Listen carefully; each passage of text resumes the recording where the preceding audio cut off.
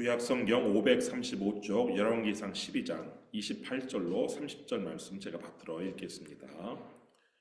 이에 계획하고 두 금송아지를 만들고 무리에게 말하기를 너희가 다시는 예루살렘에 올라갈 것이 없도다. 이스라엘아, 이는 너희를 애굽 땅에서 인도하여 올린 너희의 신들이라 하고 하나는 베델에 두고 하나는 단에 둔지라. 이 일이 죄가 되었으니 이는 백성들이 단까지 가서 그 하나에게 경배함이더라. 야곱이 죽으면서 아들들을 축복할 때 시므온과 레위는 저주를 받았습니다. 창세기 49장 5절로 7절 말씀 보면 시므온과 레위는 형제이요 그들의 칼은 폭력의 도구로다. 그 노여움이 혹독하니 저주를 받을 것이요 분기가 맹렬하니 저주를 받을 것이라. 내가 그들을 야곱 중에서 나누며 이스라엘 중에서 흩으리로다. 이렇게 저주를 받았는데 이 레위 지파는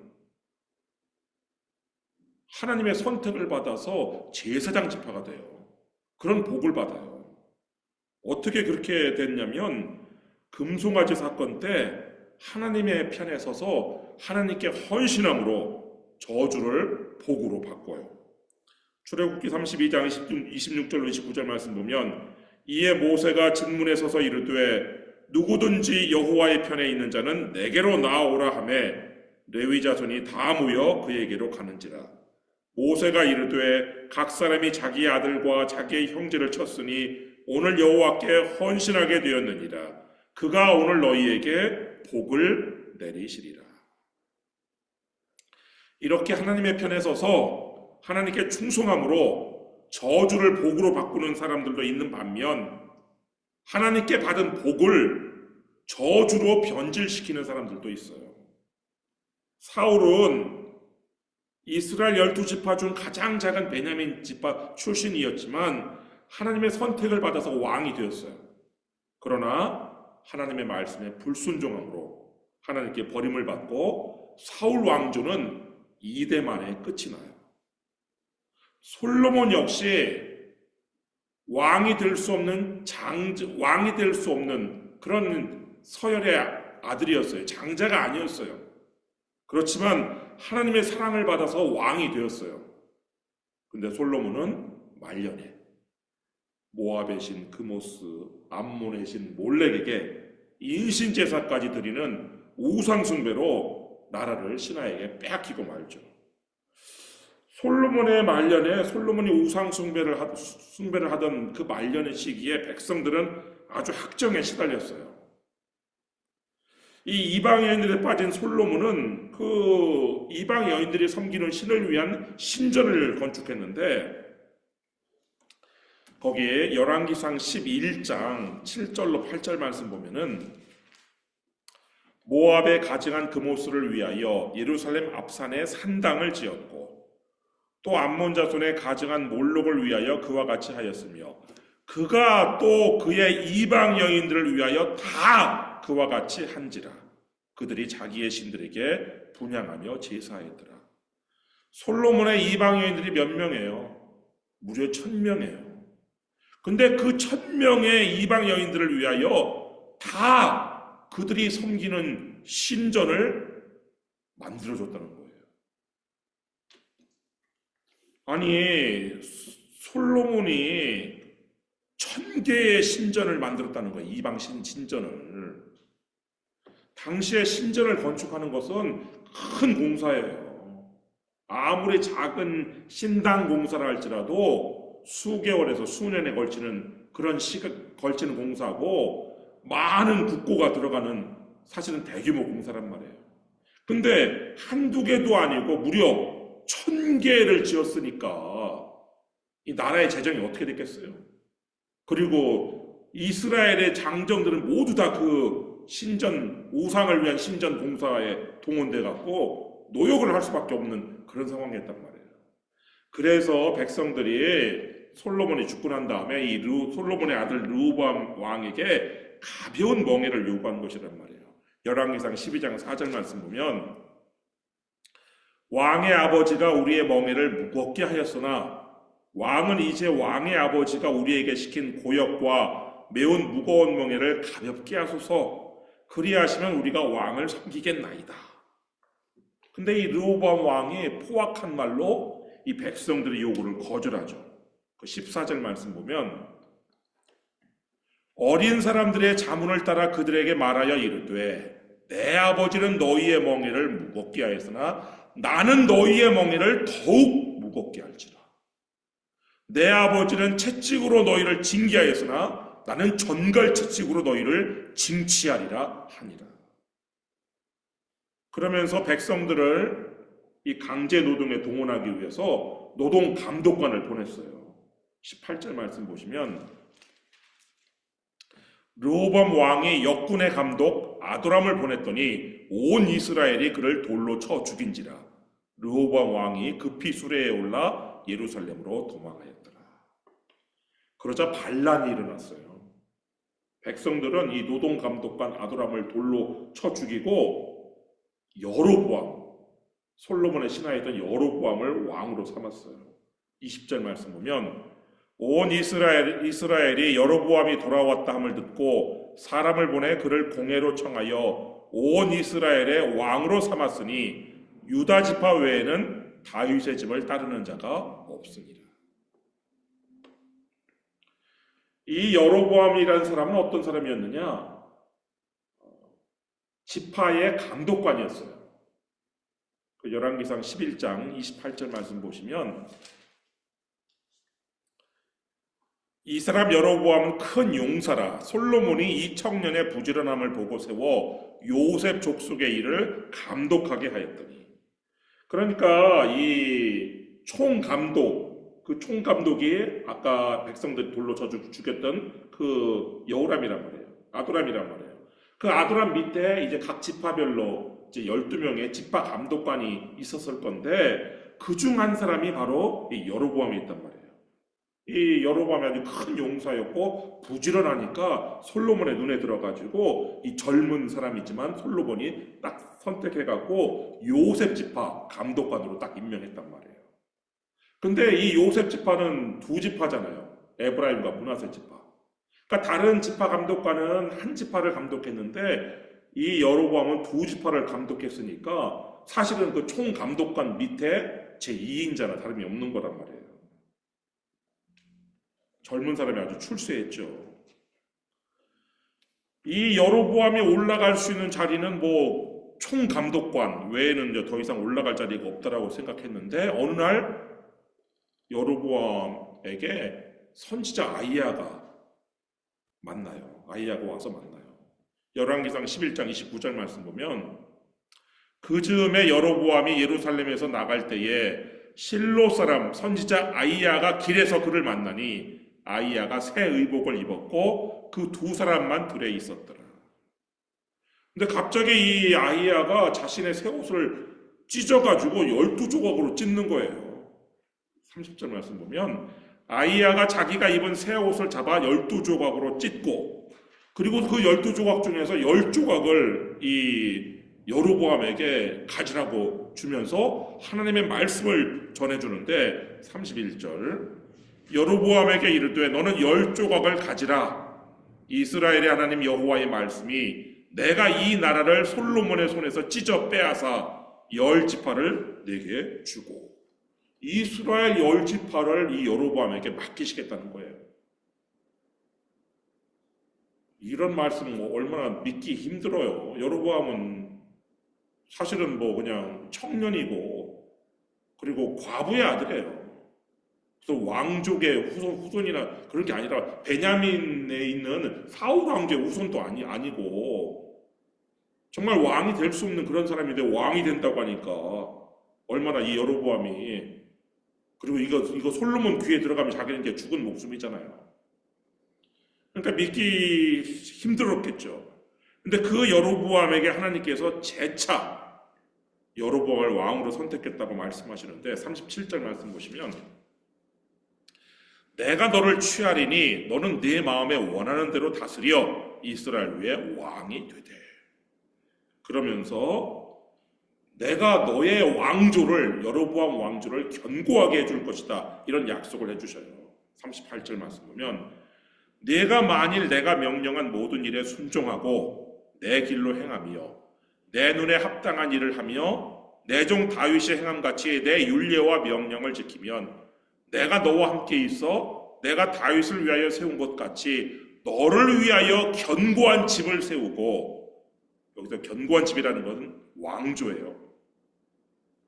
여로보암 왕조를 하나님께서 세우겠다는 거예요. 견고하게. 이스라엘을 내게 주리라. 근데 하나님께서 이 여로보암 왕조를 굳건하게 세워주겠다는 그 약속에는 조건이 달려 있어요. 어떤 조건이에요? 하나님의 명령에 순종한다는 조건. 그러면 하나님께서 여로보암과 함께 있으면서 여로보암 왕조를 든든히 세워줄 것이라고 약속을 하셨단 말이에요. 이 믿기지 않는 약속이 실제로 이루어졌어요. 하나님 말씀대로 솔로몬이 죽은 다음에 여로보암이 정말 10지파를 다스리는 이 북왕국 이스라엘의 왕이 되었단 말이에요. 여로보암은 왕국의 수도를 야곱이 요셉에게 준 땅인 세겜을 왕국의 수도로 삼았어요. 열왕기상 12장 25절 말씀 보시면 여로보암이 에브라임 산지에 세겜을 건축하고 거기서 살며, 그런데 거기서 살다가 또 거기서 나가서 분우엘을 건축하고 갑자기 수도를 분우엘로 옮겨요. 이 분우엘이라는 것은 야곱이 천사와 씨름했던 그 분이엘인데 수도를 요단강 동편인 분이엘로 옮겨요. 왜 그렇게 옮겼느냐? 이 솔로몬의 아들 르호보암 왕이 이 반란 세력을 진압하려고 전쟁을 일으켜요. 전쟁을 계획하는데 그 21절 말씀 보시면 르호보암이 예루살렘에 이르러 유다 온 족속과 베냐민 지파를 모으니 택한 용사가 18만 명이라. 이스라엘 족속과 싸워 나라를 회복하여 솔로몬의 아들 르호보암에게 돌리려 하더니. 군대를 일으켰는데요. 이 군대에 베냐민 지파가 함께했어요. 원래 베냐민 지파는 백성들이 반란을 일으킬 때 이렇게 생각을 했어요. 사울 왕조의 적통인 그 사울 왕의 손자 무비보셋의 아들 미가가 왕이 되어서 사울 왕조를 다시 부흥할 것이라고 이렇게 여겼단 말이에요. 근데 백성들이 에브라임 지파에 속된 표현으로 듣도 보도 못한 여로보암을 왕으로 삼는 것을 보고서는 이 베냐민 지파가 돌아선 거예요. 여로보암을 따르기보다는 그냥 차라리 지금까지 따르던 다윗 왕조를 따르는 것이 더 낫겠다. 이렇게 판단을 한 것이요. 그래서 르호보암이 이 유다와 베냐민 지파의 선발한 용사 18만 명을 그 18만 대군을 이끌고 세겜으로 쳐들어가려고 했단 말이에요. 근데 하나님께서 선지자를 보내셔서 전쟁을 막으셨어요. 24절 말씀 보면 여호와의 말씀이 너희는 올라가지 말라. 너희 형제 이스라엘 자손과 싸우지 말고 각기 집으로 돌아가라. 이 일이 나로 말미암아 난 것이라 하셨다 하라 하신지라. 그들이 여호와의 말씀을 듣고 그 말씀을 따라 돌아갔더라. 그렇게 해서 이 남왕국 유다하고 북왕국 이스라엘 사이에 전면전은 벌어지지 않았지만 이 르호보암과 여로보암 사이에 항상 그냥 크고 작은 전쟁이 계속됐어요. 열왕기상 14장 30절 말씀 보면은 르호보암과 여로보암 사이에 항상 전쟁이 있습니다. 그러니까 전쟁이 위협이 계속되니까 이 여로보암이 첫 번째 수도로 삼았던 이 세겜은 예루살렘에서 멀지 않거든요. 그래서 이 세겜이 안전하지 못하다고 여겼던지 이 여로보암이 요단 동편인 그 분이엘로 도성을 옮긴 거란 말이에요. 그런 다음에 이 여로보암은 하나님의 말씀과 배치되는 자신의 망상에 빠져요. 26절 말씀 보면은 그의 마음에 스스로 이르기를 나라가 이제 다윗의 집으로 돌아가리로다. 아니 하나님께서 언제 그렇게 말씀하셨어요? 하나님의 말씀과 완전히 배치되는 망상에 빠져요.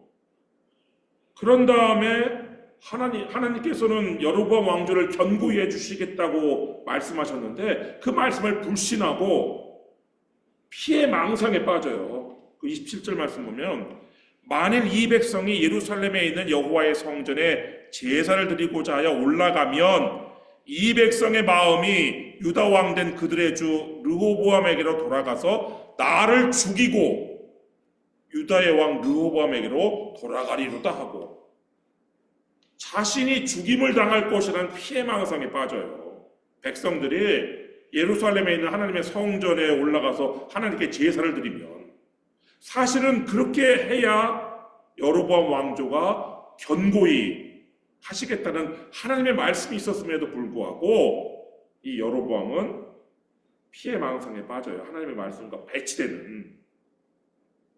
그리고서는 어떤 짓을 벌이느냐, 백성들이 예루살렘으로 올라가지 못하도록 하나님이 아닌 금송아지 우상을 만들어가지고 하나는 베델의 남쪽 경계선 근처인 베델, 하나는 북쪽 경계선 근처인 국경 도시인 단에다가 신전을 만들어서 세운 곳이란 말이에요.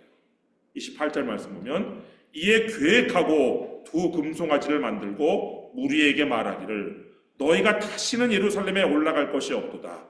이스라엘아 이는 너희를 애굽 땅에서 인도하여 올린 너희의 신들이라 하고. 완전 거짓말이죠. 백성들을 애굽에서 인도하여 낸 신은 하나님이에요. 근데 그걸 부정하고 지금 금송아지들이 백성들을 애굽에서 인도하여 올린 신들이라고 거짓말을 하고 29절 하나는 베델에 두고 하나는 단에 둔지라. 이런 짓을 벌여서 이 여로보암이 아주 큰 죄를 지었는데, 그러니까 이 백성들이 또 이 거짓말을 믿고 이제 예루살렘으로 가지 않아요. 베델과 단에 가는 거예요. 30절 말씀 보면 이 일이 죄가 되었으니 이는 백성들이 단까지 가서 그 하나에게 금송아지 우상에게 경배함이더라. 이뿐만 아니라 이 여로보암은 제사장도 하나님께서 선택하신 레위 지파가 아니라 보통 백성들로 제사장을 삼아요. 31절 말씀 보면 그가 또 산당들을 짓고 레위 자손 아닌 보통 백성으로 제사장을 삼고 또 제 마음대로 절기를 만들어요. 절기를 바꿔요.